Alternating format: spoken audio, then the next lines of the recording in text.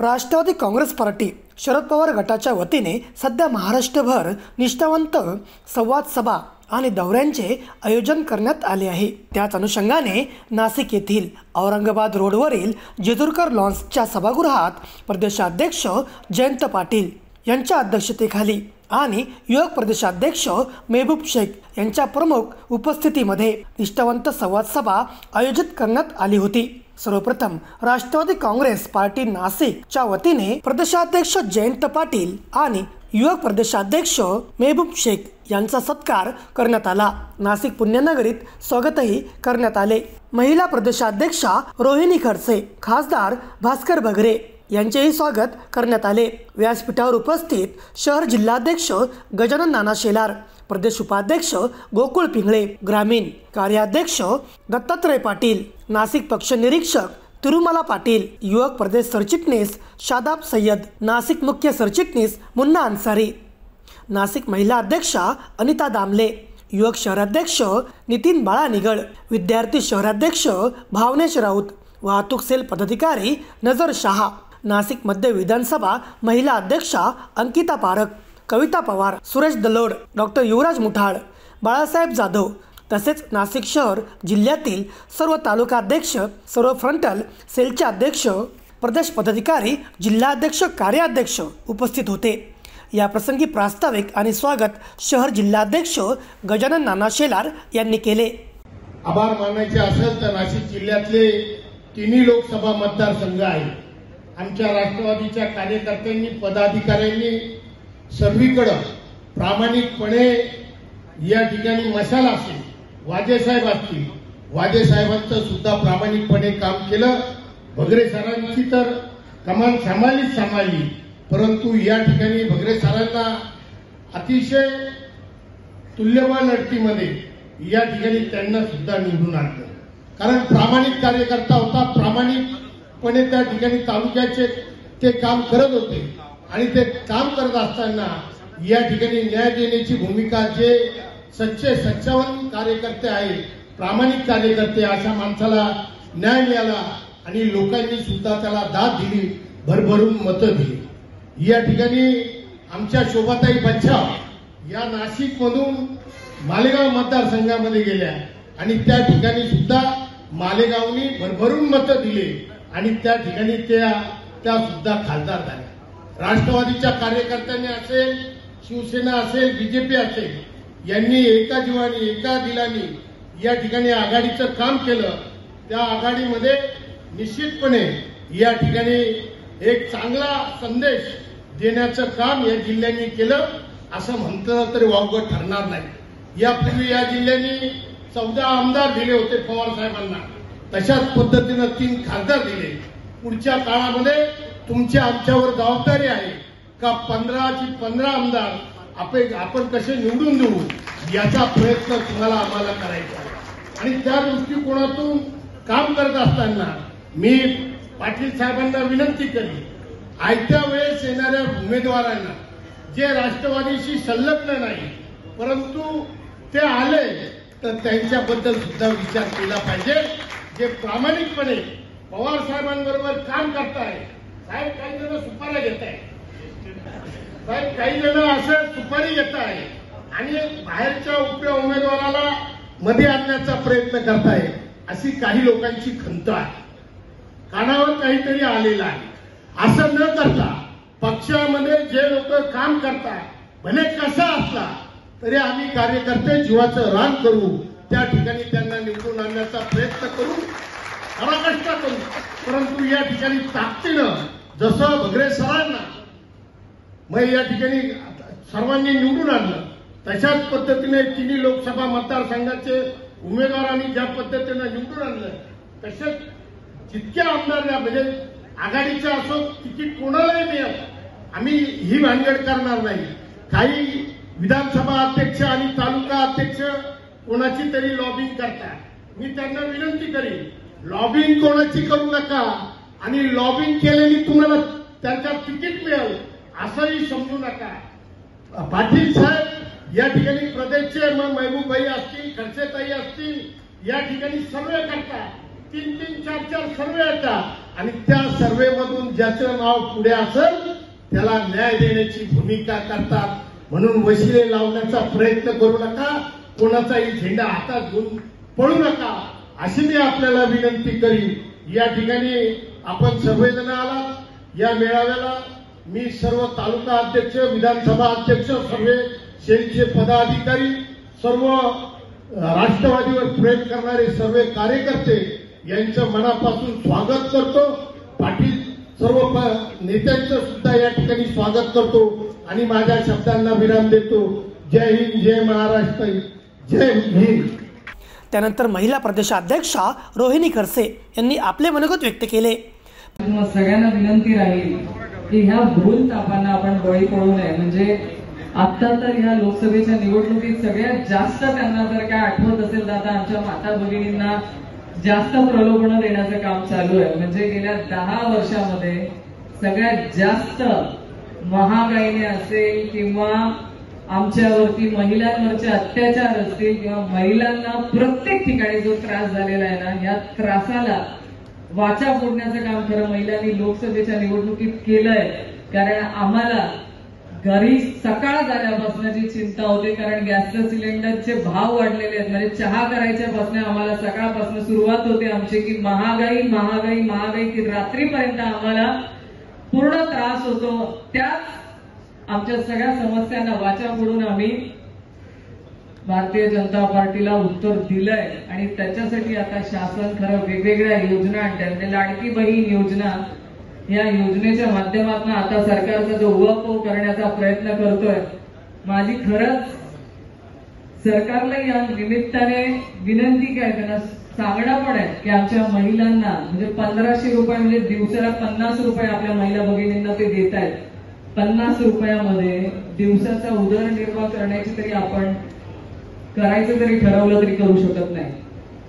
म्हणजे या 1500 रुपये द्यायचे असतील तर आमच्या माता भगिनींना एक सन्मानपूर्वक तुम्ही चांगला आदर आमचा करायचा असेल तर एक चांगला अमाऊंट द्या. बाबा आम्हाला महिन्याला चांगला पगार द्या. तुम्हाला द्यायचं ते तर आमच्या महिलांना सन्मानाने द्या, चांगले द्या की ज्याच्यामध्ये आम्ही आमचा उदरनिर्वाह करू शकतो. महिला भगिनींचा जर सन्मान करायचा असेल तर तुम्ही हा आमच्या महिला पदाधिकाऱ्यांच्या ज्या ज्या मूलभूत गरजा आहेत त्या मूलभूत गरजांवरती जो टॅक्स सरकार आकारतंय तोही त्यांनी माफ केला ना तरी आमच्या माता भगिनींना आनंद असणार आहे. कारण शेवटी 18% व्याज जीएसटीच्या पैशातनं जर तुम्ही आमच्याच खिशातनं पैसे घ्यायचे आणि आम्हाला सुद्धा तरी फिरवून ते पैसे द्यायचे आणि मग नंतर तुम्ही सांगायचं की हे आम्ही तुम्हाला दिलंय आणि आता तुम्ही आम्हाला मतं द्या, तर हे मतं घेत असताना हे प्रलोभन देत असताना तुम्ही चांगला विचार करा. कारण आज डाळीचे भाव वाढले, साखरेचे भाव वाढले, तेलाचे भाव वाढलेले, गॅस सिलेंडरचे भाव वाढलेले. आज आपण कुठेही गेलो तरी सगळ्यात जास्त अडचण आहे ती माझ्या माता भगिनींना. कारण नवरा कमवून आणताना त्यांना घरात एक तर आधीच रोजगार नाही. माझा घरातला तरुण बेरोजगार झालेला आहे. आज त्याला रोजगार उपलब्ध नसल्यामुळे आज ती तरुण पिढी वाऱ्यावरती इकडे तिकडे फिरते. घरात नवऱ्याला नोकरी नाही. नोकरी नसल्यामुळे जे काय 4 पैसे घरात कमावून आणायचे त्या 4 पैशांमध्ये कसं तरी घर चालवायचं ही तारेवरची कसरत आज महिला करते.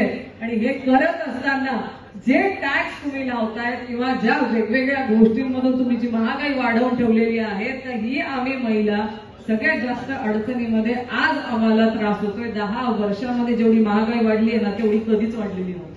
त्याच्यामुळे या सगळ्या 10 वर्षाच्या काळामध्ये भारतीय जनता पार्टीने सगळ्यात जास्त त्रास दिलेला असेल तर महिलांनाच. प्रदेशाध्यक्ष महबूब शेख यांनी आपले मनोगत व्यक्त केले. म्हणून त्यावेळेला जयंत पाटील साहेबांनी राष्ट्रवादी परिवार संवाद यात्रा 288 विधानसभेत काढली आणि आज देखील लोकसभेमध्ये आपल्याला यश मिळालं. आणि हे यश मिळाल्यावर ज्या निष्ठावंत कार्यकर्त्याच्या बळावर हे यश मिळालंय त्या कार्यकर्त्याशी संवाद साधला पाहिजे आणि त्या कार्यकर्त्याचं विधानसभेचं मत जाणून पुढची विधानसभा कशी लढायची यासाठी आज जयंत पाटील साहेब या ठिकाणी आलेले. म्हणून निष्ठावंताची किंमत ही काय आपल्या पक्षाला एक वेगळे सांगायची ना गरज नाही. आज माझ्यासारखा छोटा कार्यकर्ता एक अल्पसंख्याक समाजातून आलेला ज्याच्या घरात ग्रामपंचायतचा सदस्य नाही तो राष्ट्रवादी युवकचा महाराष्ट्राचा अध्यक्ष होऊ शकला ते फक्त निष्ठेच्या बळावर. आणि ती संधी आता ते जयंत पाटील साहेबांनी दिली. सुनील गव्हाणे एक चतुर्थ श्रेणीतल्या कर्मचाऱ्याचा मुलगा विद्यार्थीचा प्रदेशाध्यक्ष सक्षरा सलगर सारखी एक धनगर समाजाची मुलगी, शेतकऱ्याची मुलगी, युवतीची प्रदेशाध्यक्ष, म्हणजे सर्वसामान्य निष्ठावान कार्यकर्त्याला मान सन्मान जर कुठे मिळत असेल तर तो आदरणीय पवार साहेबांच्या राष्ट्रवादी काँग्रेस पक्षामध्ये मिळतो. म्हणून इथं निष्ठावंतांनी अस्वस्थ होण्याची आवश्यकता नाही, कारण हाच पक्ष निष्ठावंताला त्या ठिकाणी घेतो. खरं तर मी नाशिक जिल्ह्याचे आभार मानतो, कारण या नाशिक जिल्ह्याने दाखवून दिलं की नाशिक जिल्हा हा शरद पवार साहेबांचा बालेकिल्ला जिल्हा आहे.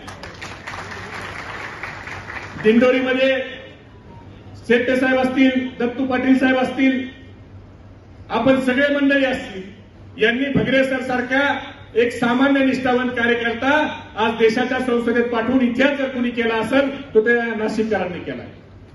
आज एक साधा शिक्षक, तालुक्याचा अध्यक्ष राहिलेला माणूस हा ज्या वेळेला लोकसभेचा खासदार होतो त्यावेळेला महाराष्ट्रातल्या छोट्यातल्या छोट्या कार्यकर्त्याला वाटतं की जर भगरे सर खासदार होऊ शकतात तर मी देखील आमदार खासदार होऊ शकतो.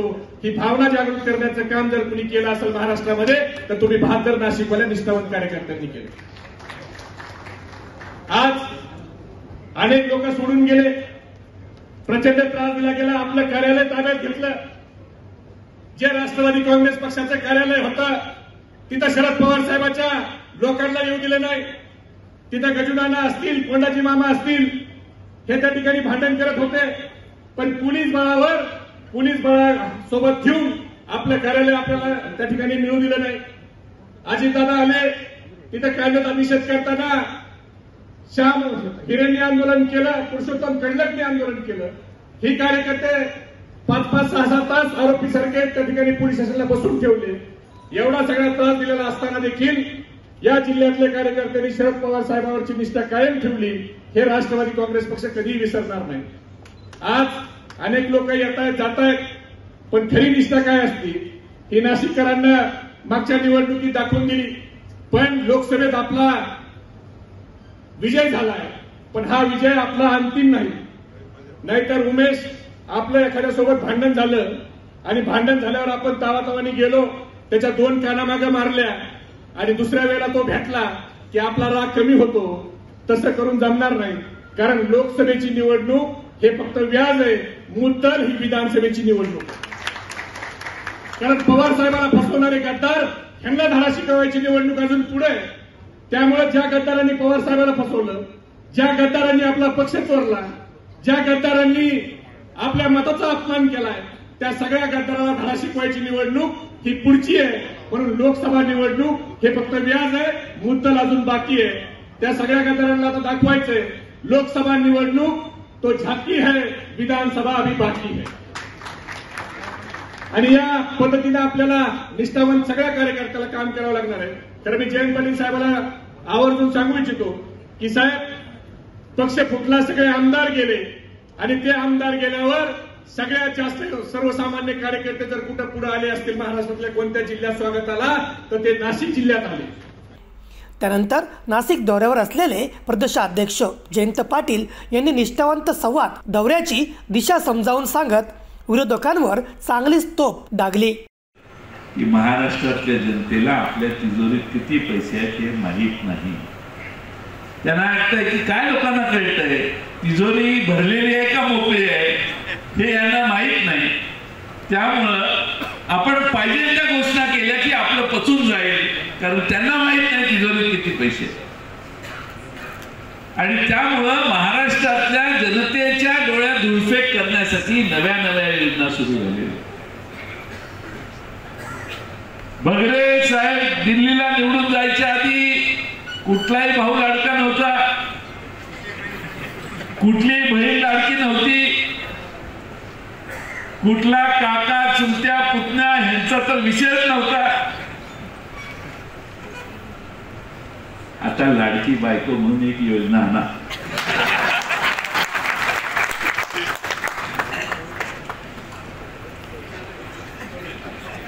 कारण काय चाललं 1500 रुपये बहीण म्हणून आणि 1500 रुपये महाराष्ट्रातल्या सगळ्या भगिनींना माहिती आहे. जीवन जीवन किती दिले? 1500 रुपये दिले. आणि काय सांगतात की आता आम्हाला मतं द्या, आम्ही निवडून आलो पाहिजे, आम्ही नाही निवडून आलो तर ही योजना चालणार नाही. आम्ही आहे ना खंबीर. महाराष्ट्रातल्या भगिनींनी घाबरायची गरज नाही. आम्ही त्याच्यापेक्षा चांगली योजना आणू. महाराष्ट्रातल्या भगिनींना आम्ही हा विश्वास देतो महाविकास आघाडीच्या वतीनं की महाराष्ट्रातल्या सगळ्या भगिनींना अतिशय उत्तम दर्जाची सेवा आणि अतिशय उत्तम दर्जाची व्यवस्था करण्याचं काम महाविकास आघाडीच्या माध्यमातून आम्ही केलं.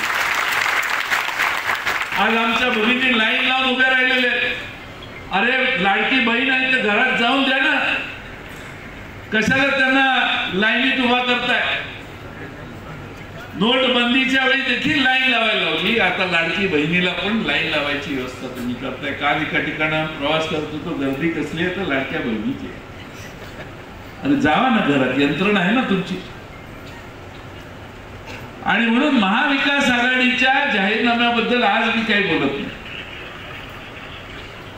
पण महाराष्ट्रातली आर्थिक परिस्थिती, महाराष्ट्राच्या 5 वर्षाच्या कालखंडात विकास करण्यासाठी आम्हाला काय करणं आवश्यक आहे आणि गरीबातल्या गरीब माणसाला, शेतकऱ्याला आणि शेतमजुराला दिलासा देण्याची भूमिका आमच्या महाविकास आघाडीची जाहीरनाम्याच्या वेळी आम्ही तुमच्या समोर मांडली.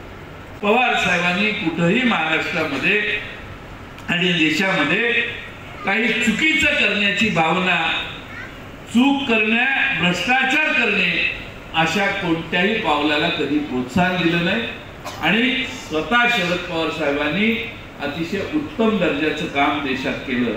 आणि म्हणून महाराष्ट्राला शरद पवार साहेबांनी काय दिलं याची फार मोठी यादी.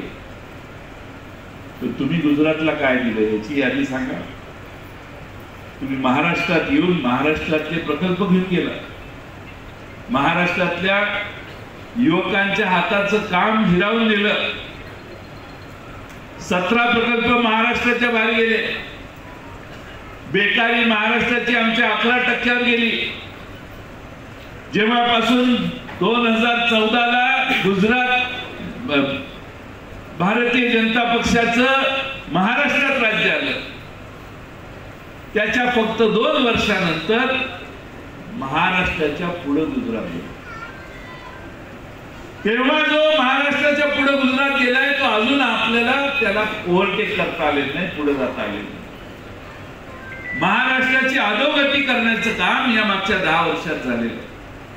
आणि म्हणून माझी आपल्या सगळ्यांना विनंती आहे की ही निवडणूक ही आपल्याला कोणत्याही परिस्थितीत यश खेचण्यासाठी प्रयत्नांची पराकाष्ठा करण्याची निवडणूक आहे. ओव्हर कॉन्फिडन्स मध्ये जाऊ नका. आपल्याला बूथ पर्यंत जाऊन काम करायचंय. यांना उभा करा, त्यांना उभा करा, त्यांना उभा करा हा आग्रह प्रत्येकाचा असू शकतो. आपल्या पक्षात लोकशाही आहे. पण तुम्ही ज्या गावात आहात, ज्या बूथवर आहात, त्या बूथवर काम करून कोणत्याही परिस्थितीत महाविकास आघाडीचा उमेदवार त्या मतदारसंघात जो कोणी उभा राहील तो कसा विजयी होईल याची देखील जुळणी करायला लागते. हा जिल्हा पवार साहेबांना मानणार आहे. आणि त्यामुळं या जिल्ह्यामध्ये पूर्वीपासून आपण फार चांगला प्रतिसाद पवार साहेबांना दिला, खास करून 2019च्या निवडणुकीत. आणि त्यामुळं योग्य तो न्याय निश्चितपणाने मिळेल. पण किती जागा लढणार, काय लढणार याच्या विषयी प्रसार माध्यम विचारतात. महाविकास आघाडीची एकत्रित बैठक झाल्याशिवाय आपण त्याच्यावर भाष्य करणं योग्य नाही. आपण एक जबाबदार घटक आहोत. इथे यायचं आणि इथं सांगणार 4 जागा लढणार, 3 जागा लढणार, 2 जागा लढणार. आपल्याला महाविकास आघाडी एकसंघ ठेवायची आहे आणि त्यासाठी परस्पर कोणती विधानं होऊ नये याची काळजी आम्ही सगळे घेतोय. आणि त्यामुळं माझी आपणाला विनंती आहे की या विधानसभेच्या निवडणुकांची तयारी आपण सुरुवात केलेली आहे. बगरे सरांना विजयी केल्यामुळं त्या मतदारसंघातल्या प्रत्येक मतदारसंघात जवळून आमच्या सगळ्यांच्याकडे माहिती उपलब्ध आहे. पण हा जो वजे साहेब निवडून आले, वाजे साहेब, त्या मतदारसंघातल्या मतदार कार्यकर्त्यांना देखील भेटण्याची तेवढीच आवश्यकता होती. आणि म्हणून मतदारसंघ निहाय आपण इथं बैठक करू. बाळाचे पाय पाळण्यात दिसतात तसे या निवडणुकीत हे काय करणार हे आता महाराष्ट्राला अंदाज आहे. छत्रपती शिवाजी महाराजांचा महाराष्ट्र हा स्वाभिमानी महाराष्ट्र आहे. महाराष्ट्रावर आक्रमण करणाऱ्यांचं नेहमी आक्रमण परतवणारा महाराष्ट्र आहे. आणि म्हणून नरेंद्र मोदी आणि अमित शहा यांनी महाराष्ट्राच्या वाट्याला काय दिलंय त्यापेक्षा महाराष्ट्रापासून काय हिरावून घेतलंय याची मोठी यादी आम्ही भविष्य काळात तुम्हाला सांगू. जेजुरकर लॉन्स येथे आयोजित निष्ठावंत संवाद सभेला राष्ट्रवादी शरद पवार गटाचे पदाधिकारी आणि कार्यकर्ते मोठ्या संख्येने उपस्थित होते. कॅमेरा पर्सन वेदांत भामरेसह संपादक सागर केदारे, नाशिक.